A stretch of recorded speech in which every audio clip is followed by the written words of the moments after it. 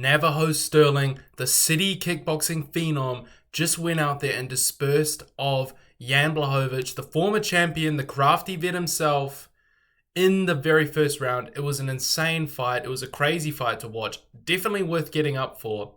And it was an underrated fight. In my opinion, it could have been the main event. D-Rod versus Euros had less implications for the title than Błachowicz versus Stirling. Stirling's going to be ranked number 4 or 5 in the world. And in this video, I'm going to be breaking down what is next for him and the interesting situation that he is in with the champion right now. In my opinion, Navajo Stirling could challenge for the title right now, but I think he's still a bit green.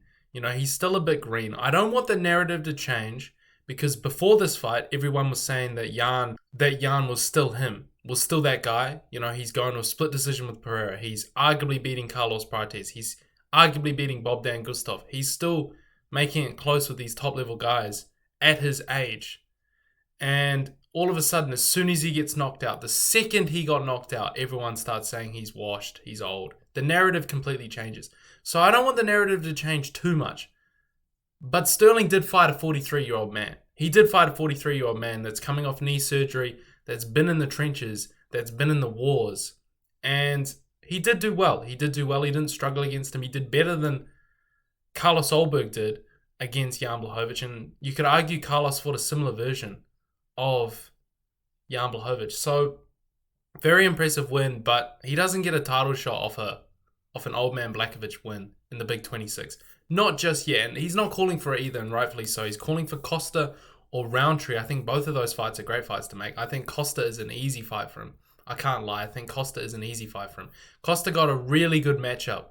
He got a really good matchup in his last fight. He does extremely well against southpaws. That's his thing.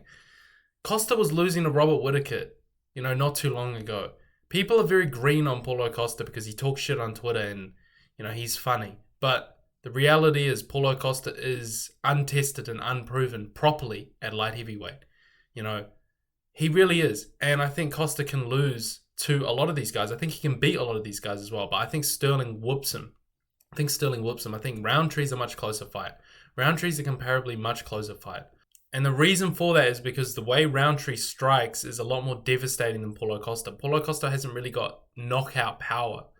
And I think for a guy like Stirling, you really need to set him back with something. You need to make him give you respect, and then he'll slow down and he'll back off. We saw that in his first couple of UFC fights, going to decisions because he's so methodical, he's so technical. He's one of those guys that if you show power, you can do really well against him. So I think Roundtree's a good matchup for him. I think he beats Roundtree. I truly do believe he beats all of these guys, and I think he goes on a run. And the problem that comes from that and the problem that arises is his friend and teammate, Carlos Ulberg, is the champion of the world right now. I don't want to see Navajo Stirling sit out and waste parts of his career waiting for Carlos Ulberg. Carlos Ulberg has come out and said he wants to defend this belt a lot. He wants to be a defending champion. Every champion wants to be a defending champion. But he's injured. He's 36 right now. He's at the point in his career where he's at the tail end. He got the belt late. And it's a tough position for him to be in. So, realistically, I think Stirling should leave the gym and fight Carlos Ulberg.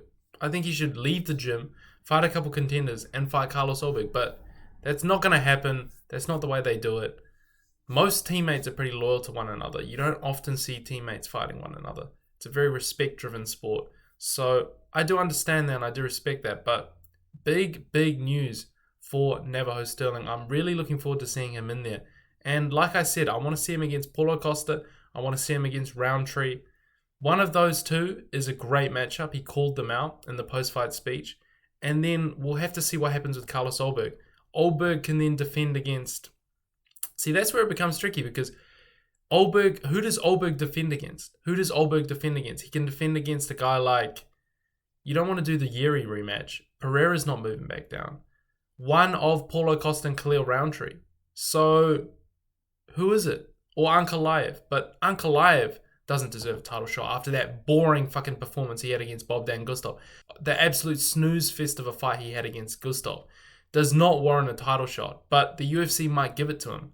And we might see Ankalaev versus Carlos Ulberg. Two UFC fighters with the least aura in the UFC. We might see them going off against one another. And to be honest, that's a boring ass fight. Neither of them can sell the fight with any kind of personality or intrigue. And Carlos Ulberg has just been injured for a year. Who knows when he's coming back? Are we just going to wait it out until then?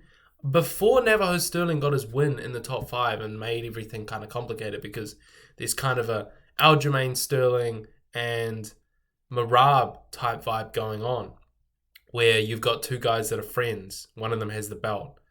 You know, Ulberg's not going to move up to heavyweight. So, like Merab did, or like Aljo did, and then Merab got the belt. So, we don't really know what to do. I feel like before Sterling, Navajo that is, got the win over Błachowicz, the division made a lot more sense, because you could do Paulo Costa versus one of Khalil Roundtree or Magomed Ankalaev for an interim belt. Probably Magomed Ankalaev, because Khalil's coming off a loss. And do that, and then the winner faces Carlos when he comes back. An interim belt would be great. It would be sick to see Paulo Costa get an interim belt if he beat Magomed. That would be amazing.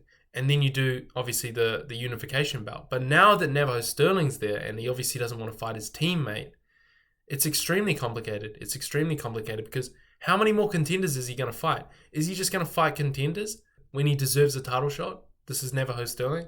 Like, it's going to be tricky. And you've got Rob Whittaker, who trains at CKB. He's moving up the rankings in light heavyweight. The light heavyweight division is actually becoming very, very exciting right now.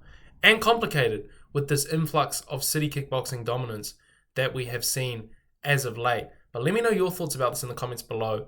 Who do you think Navajo Stirling should fight next? I'm leaning towards Khalil Roundtree, because he just pulled out with an injury.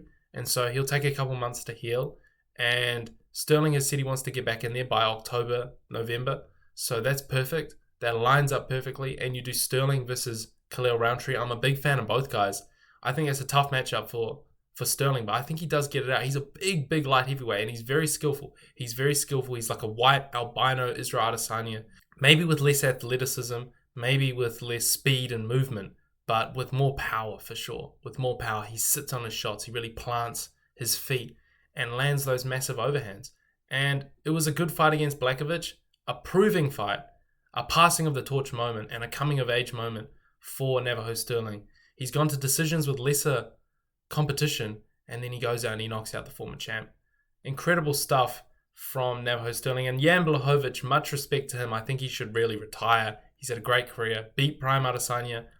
Really, him and Alex Pereira, and maybe Sean Strickland are the only people in the UFC that beat Prime Adesanya. So he can lay claim to that. It's an all-time win, for sure. Błachowicz should retire, and Navajo should fight Costa or Khalil. I'm leaning Khalil. It makes more sense. What do we do in the meantime? You could argue Costa versus Ankalaev for the interim title, but does Costa really deserve it off one win, an unproven win at that? I'm not too certain.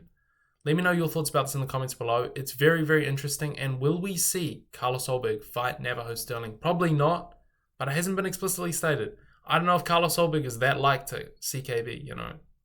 I don't know, but I don't really see it happening personally. Let me know your thoughts. Like and subscribe. Thanks for checking out the video. I'll see you boys later. Much love.